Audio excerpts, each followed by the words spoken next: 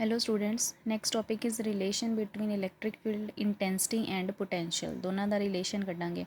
असी electric field intensity भी पढ़ चुके हैं, पोटेंशियल भी पढ़ चुके हैं, तो दोनों का की रिलेशन है वो पढ़ते हैं।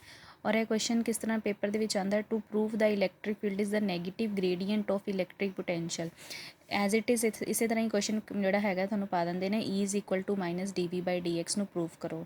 ठीक है, इनू असी हुण प्रूव करते हैं एक्चुअली है की है। तो असी लास्ट टाइम एक डायग्राम जी है electric potential due two point charge वाली डिस्कस की सी, सेम वही डायग्राम ये यूज़ होएगी। ठीक है, वो असी की किया सी, सोर्स चार्ज लिया सी। मान लो ये सपोज कर लें असी इत्थे कोई सोर्स चार्ज क्यू ले लें जोड़ा ओ पॉइंट के उत्ते पिया होया। ठीक है, सोर्स चार्ज है तो अपने आले दुआले की देगा, फील्ड देगा। ठीक है, तो नाल ही असी एक होर चार्ज कंसीडर किया सी क्यू नोट, जोड़ा की सी टेस्ट चार्ज सी, जोड़ा इनफिनिटी के उत्ते पिया होया सी।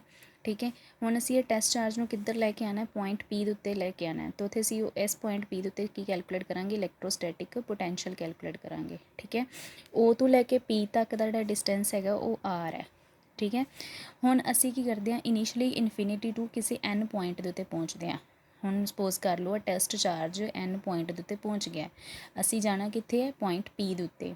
ठीक है, तो एन टू एम तक आए हैं, बिल्कुल स्मॉल डिस्टेंस कवर किया है डी एक्स, क्योंकि एन टू लैके ओ तक का डिस्टेंस कितना एक्स है। अगर असी एन टू एम तक जाने बिल्कुल छोटा जिहा डिस्टेंस कवर कर लैने, वो कितना आंदा डी एक्स। ठीक है, सो डी एक्स ये पता ही है, टेस्ट चार्ज इधर नूं आ रहा है, डिस्प्लेसमेंट किधर नूं हो रही है, इस साइड नूं हो रही है। ठीक है, तो जिद्दां ही टेस्ट चार्ज इधर नूं आएगा, सोर्स चार्ज की करेगा, नूं रिपैल करेगा इलैक्ट्रोस्टैटिक फोर्स के नाल। जिद्दां ही इहदे वल नूं आया, रिपल्शन होगी, तो यदा मतलब फोर्स इस साइड नूं आ गया। ठीक है, डिस्प्लेसमेंट इस साइड नूं हो गया, फोर्स इस साइड नूं आ गया। हुण असी की करना, इलैक्ट्रिक फील्ड का भी टॉपिक जोड़ा विच लै रहे हैं, तो इट मीनस तुहानूं इलैक्ट्रिक फील्ड की डायरैक्शन भी पता होनी चाहिए है। तो अगर फोर्स साडा इस साइड नूं है तो ऑबीअसली इलैक्ट्रिक फील्ड भी इस साइड नूं होएगी। किद्दां होएगी, सानूं पता है अगर पॉजिटिव है, कोई भी असी पॉजिटिव चार्ज लैने उहदी जिहड़ी फील्ड है वो किधर वाली साइड नूं हुंदी, बाहर वाली साइड नूं। सो अगर आ सोर्स चार्ज है, इहदी इलैक्ट्रिक फील्ड किधर नूं आएगी, इधर वाली साइड नूं, बाहर वाली, जिधर नूं फोर्स की डायरैक्शन है उसी साइड नूं आएगी। क्लीयर है। इत्थे असीं लिखते हैं let small distance between the M and B D X. M तो एन का मान लो बिल्कुल छोटा जिहा डिस्टेंस कितना है, डी एक्स है।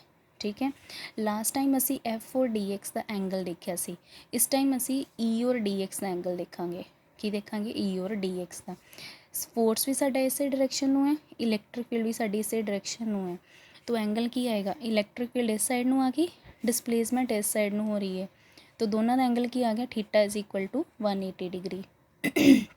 हम स्मॉल वर्क डन कैलकुलेट करते हैं, डी डब्ल्यू का इक्वल आएगा force into displacement, F as it is, displacement कितनी हो गई डी एक्स। इनू लै लो इक्वेशन नंबर 1। इनू हुण असीं की करना, थोड़ा जिहा मॉडिफाई करांगे, ई डी एक्स च कन्वर्ट करांगे। ठीक है, तो असी इलैक्ट्रिक फील्ड इंटेंसिटी का भी टॉपिक पढ़िया है। ई इलैक्ट्रिक फील्ड इंटेंसिटी का इक्वल होंगी force per unit test charge, है ना। तो एफ की वैल्यू इतों कढ़ लो, क्यू नॉट इंटू ई के इक्वल आ गई। इक्वेशन नंबर सैकेंड लै लो, आ वाली इक्वेशन नंबर सैकेंड एफ की वैल्यू नूं इक्वेशन नंबर 1 च की कर दो, फिल कर दो। इत्थे असीं इहनूं फिल कर दिता as it is, D W F की वैल्यू की फिल करती, Q not into E dot D X इनू आपां फिल कर दिता। ठीक है, डॉट प्रोडक्ट किहदे किहदे विचकार आ गया, ई और डी एक्स के विचकार आ गया। हुण डॉट है तो सानू पता है कोज नाल खुलेगा। ठीक है, कोज नाल खोल दिंदे आ। एंगल असीं हुणे डिस्कस किया, काहदे इक्वल आएगा 180 दे, तो यह बन गया q not into E d x cos 180। Cos 180 काहदे इक्वल हुंदा है, माइनस ऑफ 1 दे, तो इत्थे आ गया तुहाडे कोल d W minus of q not into E d x दे। ठीक है, हुण नैक्सट सानू ये भी पता है कि जिहड़ा पोटेंशियल असीं लास्ट टाइम डिस्कस किया सी, इलैक्ट्रिक पोटेंशियल काहदे इक्वल हुंदा है, work done in bringing a unit positive test charge. दो डेफिनेशनस लईआं सी ना, ई V is equal to W by q naught, दूसरी सी V is equal to 1/4 pi epsilon naught q by r. तो असीं इहनूं यूज़ करते हैं। इत्थों असीं स्मॉल वर्क डन की गल कर रहे हैं, तो इट मीनस स्मॉल वर्क डन है तो पोटेंशियल भी स्मॉल ही होएगा। ठीक है, टोटल पोटेंशियल कदों होएगा, जो इत्थे पहुँच जावांगे। तो इत्थे small potential d V is equal to d W by q naught. ठीक है, तो डी डब्ल्यू इतों कढ़ लो, डी डब्ल्यू का इक्वल आ गया, इनू मल्टीप्लाई कर दो q not into d V. आ एक होर इक्वेशन बन गई, नहीं ला लो इक्वेशन नंबर 4। ਹੁਣ ਕੀ ਕਰੋ, ਇਹਨਾਂ ਦੋਨਾਂ ਇਕੁਏਸ਼ਨਸ ਨੂੰ ਕੰਪੇਅਰ ਕਰ ਦਿਓ, ਕਿਉਂਕਿ ਇੱਥੇ ਵੀ DW ਹੈ, ਇੱਥੇ ਵੀ DW ਹੈ, ਦੋਨਾਂ ਨੂੰ ਕੰਪੇਅਰ ਕਰਾਂਗੇ ਤਾਂ ਦੋਨਾਂ ਦੇ ਸਾਡੇ ਇੱਕ ਸਾਈਡ ਜਿਹੜੀ ਦੋਨੋਂ ਕੰਪੇਅਰ ਕਰਕੇ ਇਕੁਅਲ ਆ ਗਈ ਹੈ, ਉਹ ਇੱਕ ਕੀ ਲਿਖਾਂਗੇ, minus of Q0 into DX is equal to Q0 into DV। Q0 ਨਾਲ Q0 ਹੋ ਗਿਆ ਕੈਂਸਲ, ਮਾਈਨਸ ਆਫ EDX ਕਦੇ ਇਕੁਅਲ ਆ ਗਿਆ DV ਦੇ, ਇੱਥੋਂ ਕੱਢ ਤੋਂ E ਦੀ ਵੈਲਿਊ ਉਹ ਆ ਗਈ minus of DV by DX। ਇਹੀ ਅਸੀਂ ਪ੍ਰੂਵ ਕਰਨਾ ਸੀ ਕਿ to proof EV electric field is the negative gradient of electric potential, ਇਹ ਪ੍ਰੂਫ ਹੋ ਗਿਆ। ਠੀਕ ਹੈ, ਹੁਣ ਗ੍ਰੇਡੀਐਂਟ ਕੀ ਹੈ, ਗ੍ਰੇਡੀਐਂਟ ਕੀ ਹੈ, ਇੱਥੇ ਅਸੀਂ ਕੀ ਲੈ ਰਹੇ ਹਾਂ, ਕੋਈ ਵੀ ਜਿਹੜੀ ਕੁਆਂਟਿਟੀ ਹੈ ਵਿਦ ਰਿਸਪੈਕਟ ਟੂ ਲੈਂਥ ਆਏਗੀ ਉਹਨੂੰ ਅਸੀਂ ਬੋਲਾਂਗੇ ਗ੍ਰੇਡੀਐਂਟ।